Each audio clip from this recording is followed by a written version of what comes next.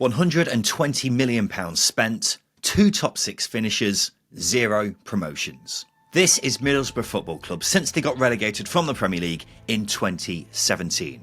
I don't think it gets acknowledged enough how much Middlesbrough have underachieved for nearly a decade now. A club who are so often regarded as one of the best run clubs in English football under their owner Steve Gibson, but they don't have a lot of success to show for it in recent years. Since Steve Gibson took over the club, Middlesbrough have undoubtedly had some of their most successful years, including winning the League Cup, finishing as runners-up in the UEFA Cup and getting to the final of the FA Cup. But that was over 20 years ago now, and there hasn't been anywhere near the same level of success since. After relegation from the Premier League in 2009, Middlesbrough have had all but one season in the Championship. But it's the years after that solitary season that we're focusing on today. So let's look back on what's gone wrong. I'm Ryan Dilks from the second tier, and this is Middlesbrough, 8 years of failure. Middlesbrough were relegated from the Premier League in 2017, despite spending millions on new talent and bringing in some big names like Alvaro Negredo and Victor Valdez. Middlesbrough would go down 12 points from safety. It was a disappointing season after a long wait for them to get back to the top flight, but they wanted to make sure that it wasn't just a one-off. Now back in the Championship, Borough went in strong for the 2017-18 season. They appointed Gary Monk as manager. He had just resigned from Leeds after guiding them to their joint best league finish in over 20 years, and he was very well backed. Middlesbrough spent £50 million on new players, which remains one of the largest amounts ever spent during a transfer window by a Championship club. And it would be very difficult to say it was £50 million well spent. Marvin Johnson joined for £2.5 million. He would make just 6 starts in his first season before leaving on loan and eventually leaving on a free transfer. Cyrus Christie also signed for £2.5 million. He would leave after just 6 months. Ryan Shotton cost £3 million. He never convinced in a Borough shirt and would leave on a free transfer after 3 years. He would never play another game in the Football League. And striker Ashley Fletcher cost £6.5 million. He would score just 18 league goals in 4 seasons before also leaving on a free transfer. However, that's before you even get onto the 2 marquee signings of that window. Britt Assombalonga cost a club record fee of £15 million. It was the second biggest amount ever spent on a player by a Championship club at the time, and is still the third biggest to this day. And while he did score 29 goals in his first 2 seasons, he never fully paid back that fee and would eventually leave on a free transfer.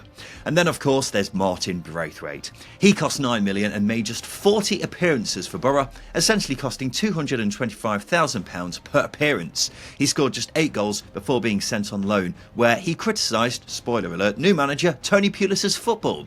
He was eventually sold to Leganés in Spain for less than half of what they paid for him, and that's before you even get onto his wages. Tony Pulis said he's the highest paid player he's ever worked with in the Championship and would have actually been in the top 5 earners when he was managing West Brom in the Premier League. So £50 million spent, and what did Middlesbrough have to show for it? Well, they spent most of the season outside of the top 6, which led to Gary Monk getting sacked after just 6 months in charge. And who did they get in to replace him?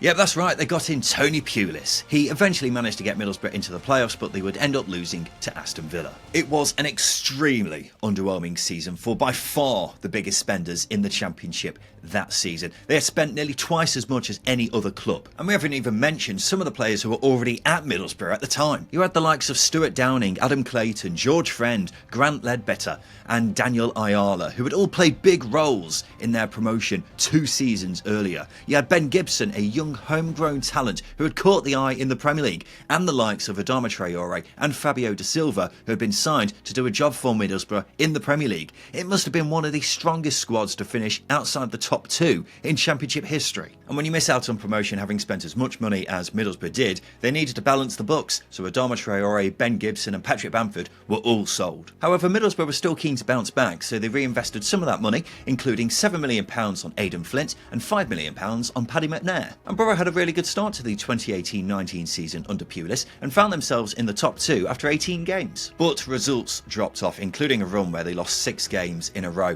and it resulted in Middlesbrough finishing outside the top 6. Pulis would leave at the end of the season. Pulis has since blamed the number of players Borough had to sell to try and balance the books after that disastrous transfer window. But hey Tony, at least he didn't have to deal with the next 2 seasons. What came next was Middlesbrough cutting their cloth accordingly. They cut their losses on Martin Braithwaite and Aidan Flint, selling them both. You also had big earners like Stuart Downing who were let go. And after spending a total of around £64 million in the previous 2 seasons, Middlesbrough will spend just £3 million in the 2019-20 season. And to almost reflect that cost cutting, they went with the cheap option as the new manager as well. Former Middlesbrough player and fan favourite Jonathan Woodgate was put in charge for his first ever spell as a manager. He had spent the previous couple of years as a coach at the club. And despite Middlesbrough cutting costs, he still had a very good squad to work with. He had the likes of Del Fry, Johnny Howson, Adam Clayton, George Friend, Britt Assombalonga, and young players coming through like Jed Spence and Marcus Tavernier. So with that being said, did Borough manage to stay in the playoff picture?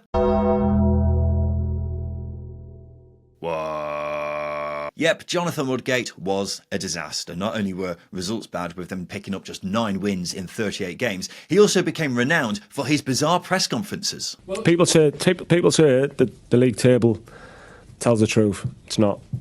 It's lying. And for some reason, despite Middlesbrough not being outside of the bottom 9 from September onwards, they stuck with Woodgate until the final 8 games of the season when he was eventually sacked. And then they found someone who was even more of a quote machine than him. Who's there now? Dom? Where are you, Tom? Dom? Oh, Dom, right. Dom. Where are you, Dom? Dom? Oh, Dawn. I thought you said Dom. Sorry, Dawn. That's right, they got in Neil Warnock, and in fairness, he was the ideal appointment. Someone to stave off the threat of relegation, which he did, and then get them back up the table while working on a budget, which he did. They finished 10th in his 1 full season in the 2020-21 campaign. And heading into the 2021-22 season, Middlesbrough was starting to loosen the purse strings again. This coincided with them appointing a new head of football, Kieran Scott, who had previously been head of recruitment at Norwich City. That summer they brought in various players, most notably Argentine midfielder Martin Piero. He cost £6 million, and Middlesbrough fans were buzzing with excitement about this signing. He would go on to make just 16 appearances in 2 years because he couldn't stay fit. He would then leave for £3 million. You might be noticing a bit of a trend with Middlesbrough's big money signings, more on that in a bit. This video is brought to you by our good friends at SBK. If you haven't heard of them yet, then where have you been? SBK's comprehensive range of markets and exclusive offers makes it the best place to bet on the championship this season. Whether you're creating an accumulator or customising your bet builder, SBK has got you covered. Don't believe us? Sign up today and find out. Just over 3 months into the 2021-22 season, and Middlesbrough parted ways with Neil Warnock so they could bring in Chris Wilder. It was his first job after his first spell at Sheffield United. His first season ended solidly, with Borough coming 7th. His second season, not so well. In the 2022-23 season, Middlesbrough won just 2 of their first 11 games and were in the bottom 3. Reports said Wilder had an increasingly strained relationship with Steve Gibson and will be sacked after the terrible start to the season. Did someone say it's time for another big money signing which went terribly? This is Matthew Hoppe, an American striker who cost £2.5 million from Real Mallorca. In 2.5 years at Middlesbrough, he played just 65 minutes of football. That's around 40 grand a minute. He would have his contract mutually terminated with 18 months still left to run on it. So it was looking like another miserable season for Borough until they made their best managerial appointment in nearly a decade.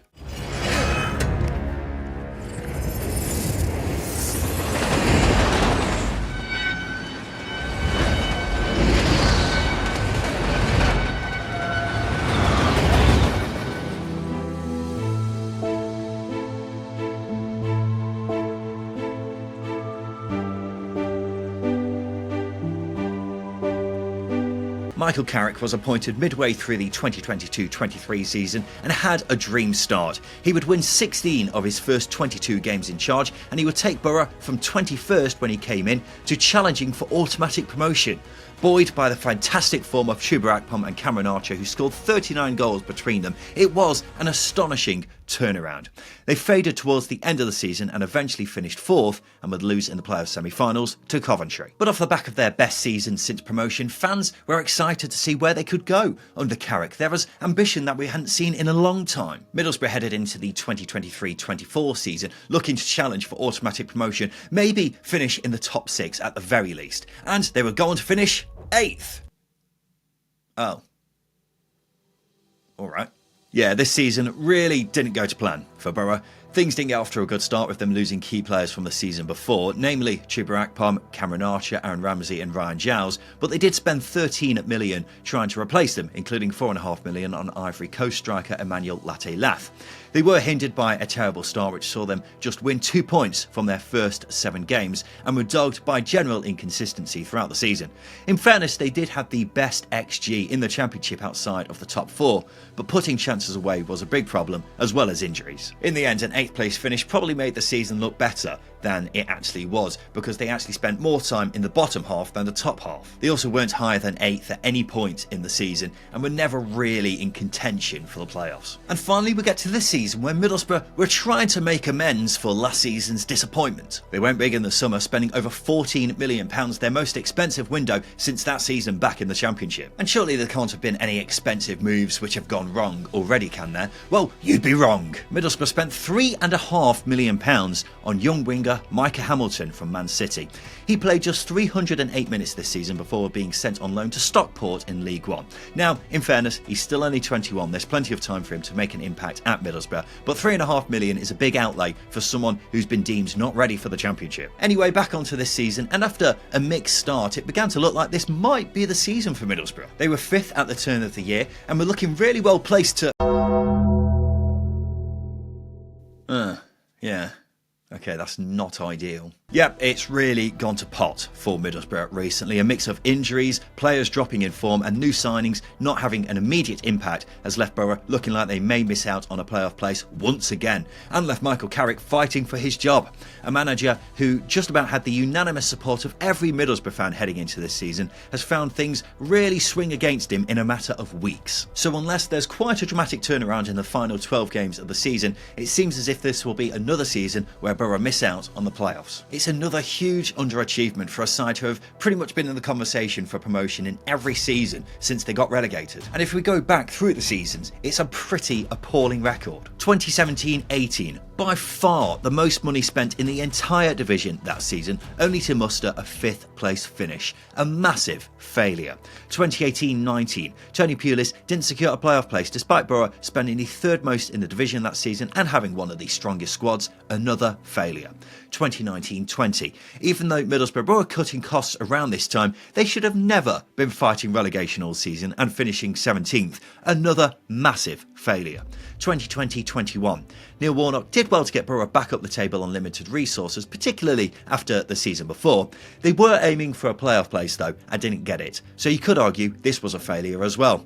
2021-22, Chris Wilder was brought in with one objective: to get a playoff place. He didn't, so that was a failure. 2022-23, Michael Carrick did an unbelievable job in turning things around like he did at Middlesbrough, but considering they were flirting with automatic promotion at one point, the fact they fell away was disappointing and they headed into the playoffs as the favourites but lost in the semi-finals. So again, you could argue this was a failure.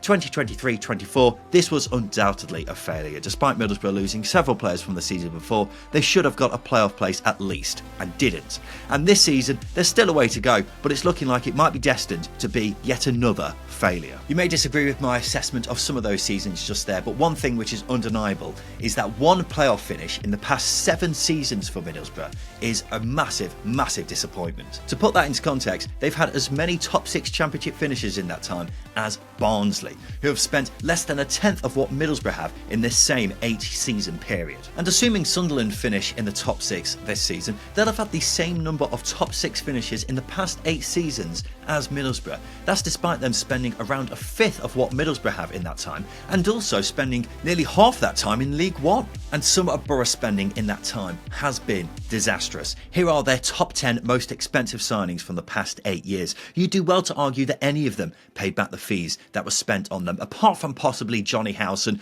based on his longevity, maybe Paddy McNair, who was a good player for them. It's too soon to properly judge Morgan Whittaker, but he's not had a great start to life on Teeside. Overall, it's impossible to argue that this has been more than £60 million well spent. So the past 8 years have been a failure at Middlesbrough, but where do the fingers need to be pointed? Well, there's only been one constant in that time. Now, I'm not saying Steve Gibson is at fault here, but the past 8 years have happened on his watch. He's the man in charge of hiring people to oversee things at the club, and it's not brought the success that was intended. He deserves a lot of respect in the way that Middlesbrough are very well run. Financially, they're never going to be at risk of implosion on his watch, and he's always made sure everything is above board. But on the pitch, they've flattered to deceive for nearly a decade. And there we go. This has been Middlesbrough. 8 years of failure. Do you agree with me? What do you think Middlesbrough need to do differently? Let me know in the comments section below. If you've enjoyed the video, make sure you like and subscribe for more content like this. I've been Dilks from the Second Tier, and a big thank you for watching.